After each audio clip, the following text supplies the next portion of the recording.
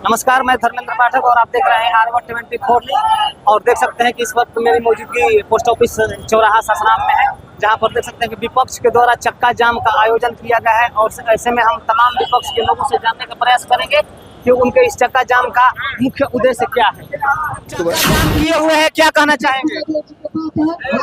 जो भ्रष्टाचार है उस पर हम लोग आकुश लगाना चाहते हैं। यहाँ भ्रष्टाचार ब्लॉक से लेकर और ये धांधली जो हम लोग को वोट मारने का अधिकार है वो भी मोदी सरकार ने बंद करने की सिस्टम लगाई है। इसलिए हम लोग एकत्र होकर इस मोदी सरकार को यहाँ से उखाड़ फेंकने का चुनौती लिया है। ये तो चुनाव आयोग का काम है, चुनाव आयोग का घोषणा है कि ये सब पुनरीक्षण करना है, फिर इससे दिक्कत क्या है?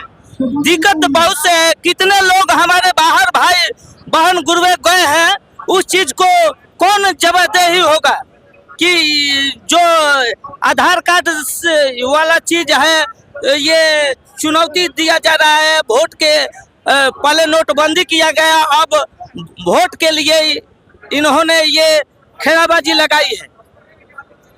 विपक्ष का कहना है कि विपक्ष जो है मोदी पक्ष के लोगों का कहना है कि सत्ता पक्ष के लोगों का कहना है कि विपक्ष जो है रोहिंग्या और बांग्लादेश की राजनीति कर रही है। खाए के ठिकाने क्या, रोहिंग्या बांग्लादेश, अमित शाह कौन जात का है? अमित शाह कौन जात का है, कौन धर्म का है? जो बन रहा है गृह मंत्री वह क्या अपना दिखा सकता है? और नरेंद्र मोदी साला जो अपना डिग्री नहीं दिखाया आदमी, वह पूरे जनता से डिग्री दिखा रहा है कि आप भारत के निर्वाचन आयोग के लायक है कि नहीं है। यह बताइए कि जब चुनाव होने का टाइम आया तब उसको वोटर लिस्ट का संशोधन आया। जब यही चुनाव आयोग जब दिल्ली में चुनाव हो रही थी, कितना वोटर लिस्ट पर आरोप लगाया गया, उतना दिन चुनाव आयोग क्यों बैठा हुआ था? क्यों नहीं उसका लगा कि नहीं महाराष्ट्र में घोटाला किया गया वोटर लिस्ट में, दिल्ली में घोटाला किया वोटर लिस्ट में, दिल्ली में खुलेआम पैसा दिया गया चुनाव जीतने के लिए, और यहाँ के बिहारियों के अस्मिता के साथ खिलवाड़ किया। बिहारियों को पैसा देकर झोपड़ी वाले को वोट ले लिया और आज उस पर बुलडोजर चला दे रहा है। मुद्दा क्या है बता सकता है भाजपा वाला? 11 साल में तुमने किया क्या है? एक भी जवाब नहीं है कि 11 साल में भाई तुमने क्या किया, मोदी ने क्या किया। 66 अरब साला पैसा विदेश घूमने में लगा दिया। आज 66 अरब में बिहार में कितना फैक्ट्री है देश में बैठ गया होता। तो जब चुनाव आता है तो कहता है भाइयों बहनों हम बिहार को देने आए हैं। पिछला चुनाव में दिया था वो क्या किया? इस बार चुनाव में आया विक्रमगंज में तो क्या सुना के गया? सासाराम में राम खुद लगा है। अरे जिस राम का कोई अस्तित्व नहीं है, जिसको झूठा फैला करके तुमने राम को लाया, वही राम के जनता ने तुमको अयोध्या से भगाया। और तब वही कहता है कि सासाराम में राम लगा है। यह प्रधानमंत्री का भाषण है। आपको लग रहा है कि बिहार और बिहारी वासियों के साथ ये छलावा हो रहा है? बहुत बड़ा छलावा हो रहा है। यही नीतीश कुमार जब महागठबंधन में आए तो कह रहे थे कि यहाँ पर विशेष राज्य का दर्जा होना चाहिए, और जैसे ही पलटी मार के उसमें में गए तो संगे है तो मांगिए, संगे है तो भागिए के विशेष राज्य का। कोयरी के नाम पर एक उपेंद्र कुशवाहा है, वह बिकाऊ कुशवाहा है, वह अपने आप को केवल नेता है। उत्तर बिहार से आकर के यहाँ पर लड़ता है, उसका अपने जिला में जनाधार नहीं है, और यहाँ के कुशवाहा उसको लड़वाते हैं इसलिए कि हम मूर्ख है। कुशवाहा जो भी जाति व्यवस्था और धार्मिक पर जाता है वह सबसे बड़ा बेवकूफ है। अपनी संविधान और विज्ञान यदि जिंदा रहेगी तो हमको 2 रोटी मिलेगा, सम्मान मिलेगा। यदि धर्म बड़ा है तो जूता कोई मारता है तो संविधान में मत जाओ, और तबीयत खराब होता है तो अस्पताल में मत जाओ। यह हमारा बात कहना है। चुनाव में महज 3 से 4 महीना रह गया और इतने कम समय में निर्णय लेना कहाँ तक सही है? ये गलत है। 2024 के चुनाव इसी वोटर लिस्ट पर हुआ, लेकिन ये चुनाव आयोग भाजपा जदयू के इशारे पर ये तमाम लोग 2 करोड़ गरीबों को, दलितों को, अल्पसंख्यकों को वोट काटने का ये साजिश है, और वोट काट कर चुनाव जीतने का ये साजिश है। हम कहना चाहते हैं कि इस पर जीतन राम मांझी दलित के नेता कहते हैं, चिराग पासवान दलित के नेता कहते हैं, लेकिन ये सारे लोग चुप हैं। आज बिहार में पूरा गरीब गुरबा संशय में है कि हमारा नागरिकता रहेगा कि नहीं रहेगा। इसीलिए हम लोग नारा दिया है, वोटबंदी नहीं चलेगी, गहन पुनरीक्षण अभियान को तत्काल वापस लो और मत गरीब महिलाओं को वोट देने के अधिकार से वंचित करना बंद करो। इन तमाम सवालों का हमने 20 सूत्री ये जो मांग है हमने मांग किया है। गरीबों के पास क्या है? आधार कार्ड है, जॉब कार्ड है, राशन कार्ड है, लेकिन चुनाव आयोग मानने के लिए ये तैयार नहीं है। तो ये कह रहे हैं हम कि पूरा गरीब कट जाएंगे। तेजस्वी यादव का कहना है स्पष्ट तौर पर कि चुनाव में जीत हासिल करने के लिए ये षड्यंत्र रचा रहे ये सही बोल रहे हैं तेजस्वी यादव। जब वो विक्रमगंज आए, बिहार से उनका मोदी जी जब विक्रमगंज आए, देखे कि कुर्सी खाली है, बिहार के युवा, महिला, नौजवान, छात्र विरोध में खड़ा था कि नहीं, हम लोगों को रोजगार चाहिए, हम लोगों को अधिकार चाहिए। इस पर उन्होंने नहीं बोला। आपने देखा, बहुत उम्मीद था कि मोदी जी आए तो शाहबाद के लिए, रोहतास के लिए कुछ मिलेगा।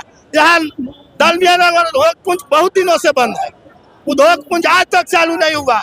जब लालू यादव रेल मंत्री थे तो बोले थे कि हम यहाँ फैक्ट्री बैठाएंगे, वो नहीं बोले। यहाँ किसानों के सवाल, कदवन जलाशय के सवाल वर्षों से पड़ा हुआ है। जगन्नाथ पिछड़ा उसका उद्घाटन किए, बहुत चलो, लेकिन आज तक मोदी जी एक सब रोहतास के लिए तो कुछ नहीं दिए, शाहबाद के लिए कुछ नहीं दिए। हम कहना चाहते हैं कि मोदी जी हार के डर से ये जो गरीबों को, विपक्षी वोटों को काटने के जो चुनाव आयोग के कंधा पर राइफल रख के वो चला रहे हैं कि गरीबों का वोट काट दिया जाए और हम जीत जाए। क्या कहेंगे? हम ये कहेंगे कि हमारे जो अति पिछड़ा जितने भी मजदूर साथी हैं, सभी लोग को अब वोट अधिकार छीना जा रहा है। ये सरकार से हम मांग करेंगे कि गरीबों को इस तरह से दबाया नहीं जाए। सबका एक अधिकार है। इतना समय के अंदर जो लोग मजदूर बाहर गए हैं, वो जल्द से जल्द जो डॉक्यूमेंट को दिया गया है, वो जल्द से जल्द कैसे वो जुटा पाएंगे। सत्ता पक्ष का कहना है कि विपक्ष जो है रोहिंग्या और बांग्लादेशी का राजनीति कर रही है। नहीं, ये हमारे 1300 बिहार वासियों का मामला है। जो आज मजदूर बाहर काम कर रहे हैं, उनका कहाँ से, लोग शिक्षा के लिए बाहर गए हुए, उनके घर पे ताला लगा हुआ है, उनका वोटर लिस्ट नाम से कट जाएगा। जब नाम कट जाएगा तो इन वोटबंदी और नोटबंदी में कोई फर्क नहीं रह जाएगा। बिहार के चुनाव में बस कुछ ही महीने शेष रह गए हैं और ऐसे समयों में इस प्रकार का निर्णय चुनाव आयोग के द्वारा लिया जाना कितना सही है? ये बिल्कुल ही गलत है। जो SIR के थ्रू वोटर लिस्ट से नाम काटा जा रहा है, ये भविष्य में बहुत हानिकारक होगा, इसलिए हम लोग ये आंदोलन कर रहे हैं। लेकिन सत्ता पक्ष के नेताओं का कहना है स्पष्ट तौर पर कि बहुत सिंपल सा प्रावधान इसमें है, कई तरह के दस्तावेजों को जमा करना है, इसके बाद में सब कुछ ठीक हो जाएगा। उन लोग का दिमाग जो है हैंग कर गया है, उन लोग को अभी कुछ नहीं समझ में है। वो अपनी सरकार को जाते हुए देख रहे हैं, इसलिए उल फुल बातों को, अपने नियम कानून को रख रहे हैं और वो देख रहे हैं और जान रहे हैं कि हमारी सरकार इस पर जा रही है, इसलिए वो उल्टा सीधा काम लगातार करते हुए जा रहे हैं। और बिहार की पूरी जनता ये समझ चुकी है इस बार हमें क्या करना है। और ये जो निर्वाचन आयोग द्वारा जो कानून लाया गया है, इसका पूरे हम बिहार के वासी इसका खंडन करते हैं, इसका विरोध करते हैं। इसी बात को लेकर आज ससुराल में हम लोगों ने धरना प्रदर्शन दिया हुआ है। चुनाव आयोग अगर आप विपक्षियों का बात नहीं मानते हैं तो अगला कदम आप सभी का क्या? हम लोग रेल चक्का जाम करेंगे, आने वाले में और भव्य तरीके से उठाया जाएगा। चुनाव आयोग को मानना पड़ेगा, काला कानून है। ये नरेंद्र मोदी के पीछे से बैक किया हुआ चुनाव आयोग काम कर रहा है।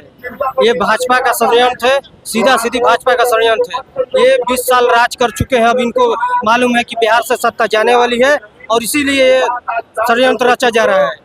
एक विकल्प के तौर पर अगर आप लोगों को साल भर, 1.5 साल, 2 साल मौका अगर मिलता तो आप इसे सही ठहराते?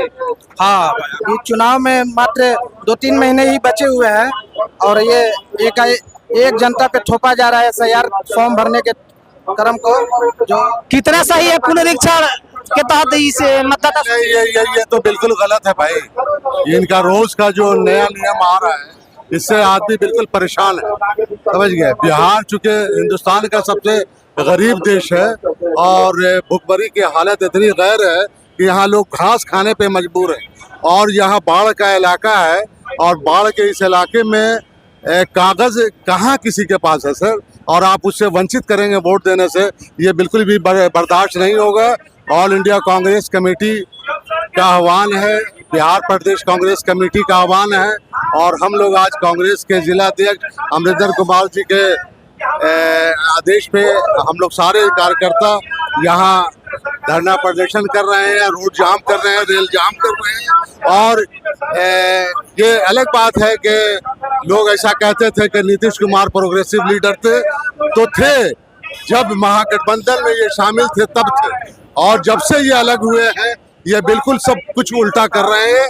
और हमें लगता है कि आने वाला चुनाव जो है एकदम से धराशायी होगा।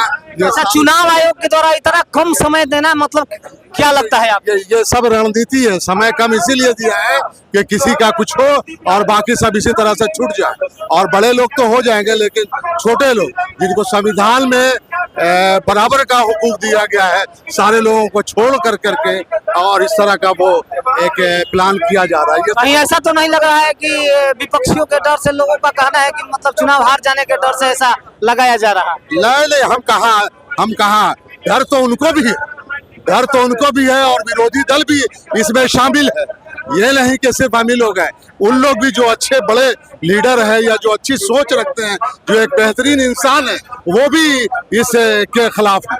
मैं तो ये कहूँगा बिहार का 73% भूभाग बाढ़ से प्रभावित हो जाता है और ऐसे में इस प्रकार का निर्णय लेना ये बिल्कुल गलत है। चूंकि बाढ़ जब आती है तो उनका पैसा, उनका कागज, वो सब कुछ गुम है और वो बन नहीं पाएगा इतना जल्दी, और जब बनेगा नहीं तो वो वोट देने से वंचित हो जाएगा।